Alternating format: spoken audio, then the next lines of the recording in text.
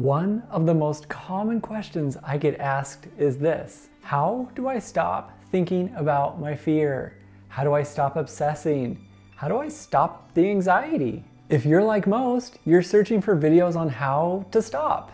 There lies the trap. We don't need to learn to stop our thoughts or fears. We need to learn to respond differently to them, which in turn allows symptoms to decrease. If you start off your search or mindset with, how can I stop this? Don't do it. It's a trap. Seriously, you're training your body to continually check to see if you're still having thoughts, to see if you're still having symptoms, which actually produces more thoughts. It actually is natural for the brain, however, to automatically start pushing these thoughts that we don't want, which is why it takes practice. Let me take you through what to do instead of pushing those thoughts away or ignoring them.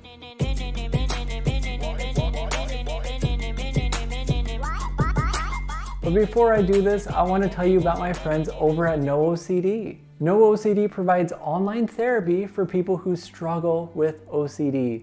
Members do live video sessions with therapists who specialize in treating OCD with exposure and response prevention therapy. This is like the gold standard treatment for OCD. Between sessions, members can access their self-help tools and peer support community. You can get started right now by downloading the NoOCD app for free. So how to avoid suppression? How to get out of thinking, I need to stop these thoughts and fears? Well, you can start by learning to notice them. That's right. When these thoughts occur, notice them. Allow thoughts to be thoughts. Not put any meaning to a single one. A thought is not bad. A thought is not good. A thought is a thought. When a thought brings anxiety or distress, we tend to label it as bad. When our brain hears bad, it goes into this automatic process of pushing. We gotta practice a thought and simply saying, oh cool, look at that. There's that thought again. That's awesome. You're welcome to stay as long as you want.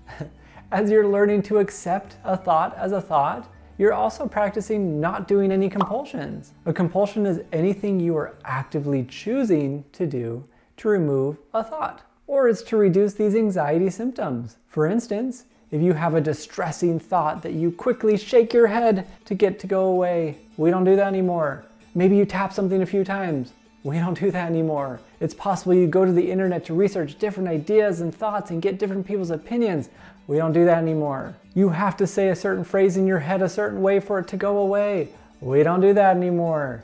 These are all the things that we have to be aware of and we stop doing because we cannot accept a thought, take value away from it, and also do a compulsion at the same time. It's like we're not really fully accepting the reality of the thought. It's a halfway effort. I'm accepting this thought, but I'm gonna figure it out just in case. Once you start to learn and accept your thought, even if you think it's the worst in the world, no one else is having these, you're incorrect. Everyone has thoughts. OCD can bring some pretty gnarly thoughts. It's easy for somebody to say, yeah, I can accept a thought about this small thing over here, but what you're saying does not apply to what I'm going through. What I'm going through is horrible. Going back to what I said earlier, thoughts are thoughts. There is not one thought that has more value than another. Some choose to use ACT therapy, acceptance and commitment therapy.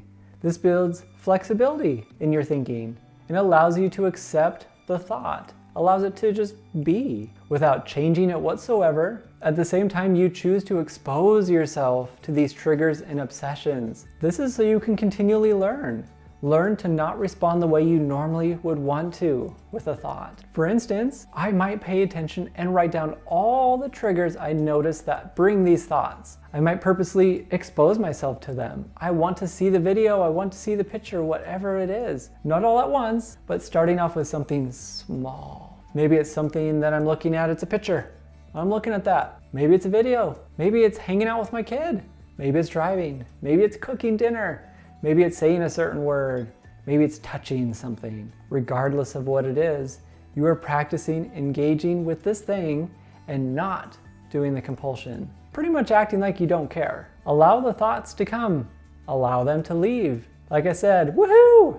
I love this thought. Amazing. Thank you so much. You don't care how long they stay. They have no value unless you give it value. This takes practice, practice, practice. It's easy for anxiety or OCD to say, this one's important, this one's different. Oh no, it's not different. The tools work for you. They apply for any type of OCD or anxiety fear. But let me tell you, your OCD and anxiety is not different. The next time you think this, I need to get rid of these thoughts. I need to get them to stop. How do I get them to stop? I'm going to ask somebody on a forum. Remember that you're actually doing the opposite. We want to say, oh boy, I love these thoughts. Keep coming.